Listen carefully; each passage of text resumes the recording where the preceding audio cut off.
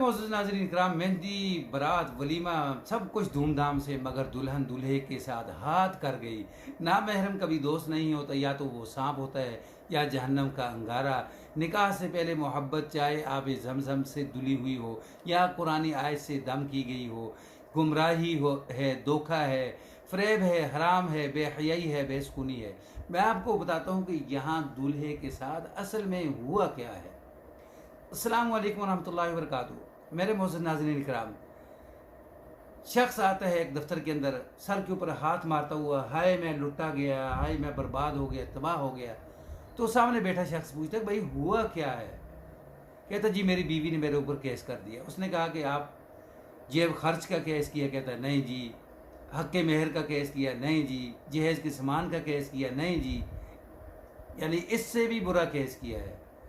तो कहता जी केस की टेंशन नहीं है, जो असल टेंशन परेशानी है वो ये है कि मेरे ससुराल वालों ने मुझे निकाह फार्म जो है वो दिया ही नहीं।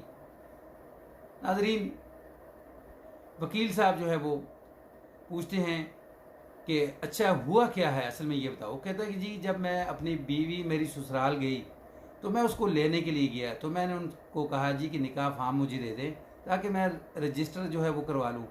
तो उन्होंने कहा जी कि यहाँ आगे थोड़ा सा जाए, वहाँ यूनियन काउंसलर का जो दफ्तर है वहाँ से आप निकलवा के ले आए।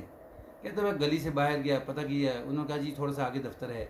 दफ्तर के अंदर जब मैं पहुँचा तो दफ्तर के अंदर जो साहब बैठे हुए थे उनको मैंने कहा जी कि फ़लाँ मेरे ससुर हैं, फ़लाँ उनकी बेटी है, उनसे मेरा निकाह हुआ है, मुझे फार्म चाहिए। तो उन्होंने कहा कि ये जो 7 शख्स बैठे हुए इससे पूछेंगे आप क्या करना है। तो उसने कहा जी कि उसी ससुर का नाम लिया, उसी लड़की का नाम लिया। कहता है मैं भी निकाह फार्म जो है वो लेने के लिए आया हूँ। साथ तीसरा शख्स बैठा है, चौथा बैठा, पाँचवा बैठा है। तो सब लोग जो हैं उसी लड़की का निकाह फार्म लेने के लिए आए हुए हैं। तो उसने कहा कि यार वो बीवी तो मेरी है। वो सब कहते हैं भाई वो हमारी बीवी भी है, हम सब उसके शोहर हैं। वो मशहूर है फर्रा शोहरों वाली। तो कहता कि मेरे पाँव तले से ज़मीन निकल गई ये बात सुनकर।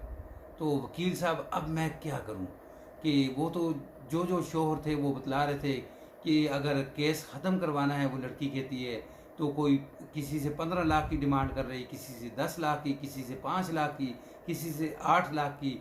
तो काफ़ी सारे शोहर उधर भी बैठे हुए थे और मैं भी उसका शोहर हूँ। तो वकील साहब ने कहा कि भाई आपने ये रिश्ता कैसे किया? तो उसने कहा जी कि कोई ऑनलाइन ऐप थी, वहाँ मुझे चिट्टी बग्गी गोरी लड़की नज़र आई, तो मैंने कहा कि क्यों ना इससे शादी कर ली जाए। जब व्हाट्सएप के ऊपर कॉल की तो बात जो है वो आगे निकल गई, हाई ही हुई से आगे निकल चल पड़ी। तो बाकायदा मैंने मेहंदी की, वलीमा किया, बारात खूब धूमधाम से, खूब पैसा खर्च किया है। लेकिन यहाँ मामला जो है ये अलग निकला है। वकील कहता है कि भाई सबसे बड़ी गलती आपने अपने ख़ानदान को छोड़कर बाहर रिश्ते करने की है। ख़ानदान के अंदर आपको पता होता है कि जो भी लड़की है या ससुराल वाले हैं या ख़ानदान वाले हैं, सबको बंदा जानता है। लेकिन आपने ये गलती की है। कभी भी रिश्ता ऐप जो है उसका इस्तेमाल ना करें, वैसे रिश्ता करें, जाके उनके घर वालों का पता करें, महल्ले वालों से पूछेंगे ये लोग कैसे हैं। नाजरीन, ये वीडियो पसंद आए तो इसको आगे शेयर कर दें, चैनल पर न्यू है तो इसको सब्सक्राइब कर दें, बेल के बटन को दबा के रखें ताकि आने वाले इस तरह के वाक़यात जो है वो आपको मिल सकें। अस्सलामु अलैकुम वरहमतुल्लाहि वबरकातुहू।